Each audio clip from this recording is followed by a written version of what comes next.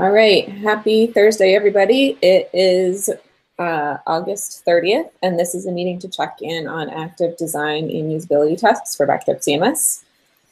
This week, because we are closing in on code freeze, which should be by the end of this long weekend, so I'm guessing Monday will be official code freeze. I wanted to run over a few of the issues related to usability that still need work in order to get them in.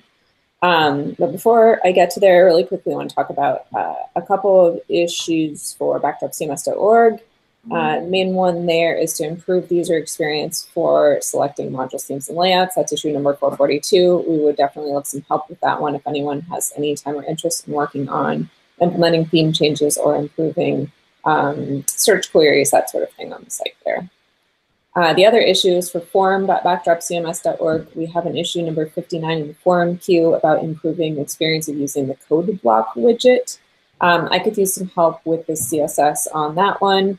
Wes had provided a CSS sample that is not working when I implement it on the forum site, and so I'd added some questions there about how he found the selectors that he was using for his implementation.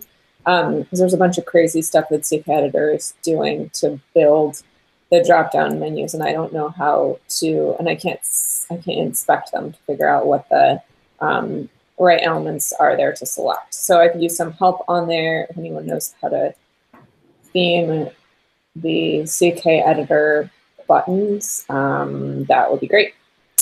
Okay, so that's it for Backdrop websites. Moving on to the product, I've ordered these by their likelihood to be included in the next version of Backdrop. So the first one is sticky submit buttons. This is issue number 566 in the Backdrop queue. The current status of that is needs review. So we have the ability to stick the submit buttons to the very bottom of the page. So if you have a really long page, you don't have to scroll for a really long time to get to the submit button. It's something that's been implemented on sites in production in the themes by one of our contributors, who then created a pull request to do the same thing in core. I haven't used it on any of my sites yet, but I'm hoping to, because that's a feature that I especially will like on those sites that have really long edit forms. So issue number 566 needs review. And for reviewing issues, you can just go and click on the sandbox and take them for a little spin. You don't have to know any code. It's just about trying the feature and seeing if it works better than what it does now and providing us with feedback if not. Next issue is issue number 37. This one has a pull request, but the pull request is there needs work. This is our longstanding issue about improving the modules page. So just making it the step we're taking with issue, the first step in 37 is making it so that modules can have tags in addition to the categories that they're grouped in. People may want to find a module based on a different type of category it might be in. So adding the ability for modules to have tags, issue number 37. We have a pull request that includes that. It also includes more than that. And there was not consensus about the rest of those changes being positive. So we will do them one at a time. The next issue, one I think is really close, is issue number 3155, and this is to add a fourth message type to the site.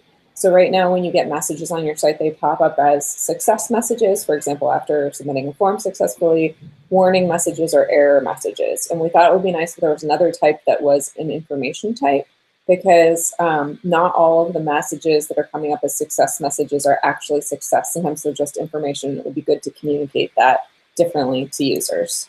So this is modeled after the Bootstrap info type. It's blue instead of green. Issue number 3155 looks like it just needs a little cleanup. The next issue, 2858, I think this is just a text change about update dependencies. That also needs a little bit of work, but it's pretty close. So when you're trying to run update.php, updating from Drupal to Backdrop, if you've missed an update, this is the text that will appear in that instance. Okay, so there's a couple more issues that are higher priority but don't yet have pull requests. And so these are less likely to get in unless someone is very passionate about solving these problems and getting them in the next few days.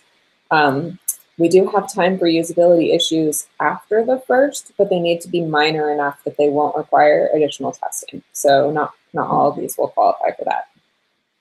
The first one is number 1383, which is to update the button text on the submit button. So when you're saving the node form, you'll know whether you're saving that piece of content as a draft, or whether you're scheduling it for later, or whether you're publishing it immediately. That text would just change in the button.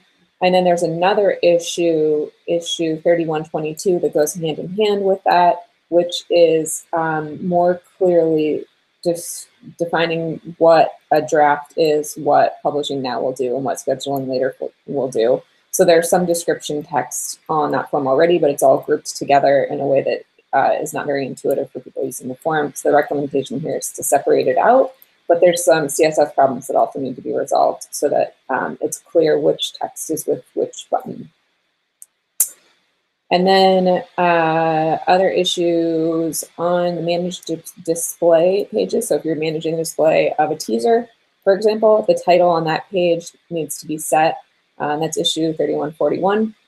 The promoted modules, this is something that Colonos has been angling for. So if we know for sure we have a module we want to include in core, something like a reference module or something like rabbit hole, things that we have on our list, honeypot, for possible core inclusion in the future, we would like to promote as being a recommended solution to people who are installing Backdrop. So if they're having a hard time deciding between two modules, we'll sort of guide them in the right direction. Or if they're trying to install a module that was needed on 777, that's not needed in Backdrop, I guess there's a different alternative. We can recommend the alternative via featured modules.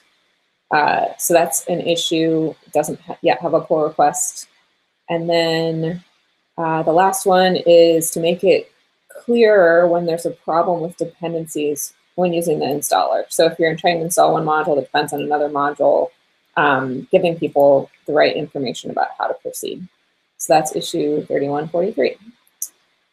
So those are all of our usability issues that are currently slated for 111.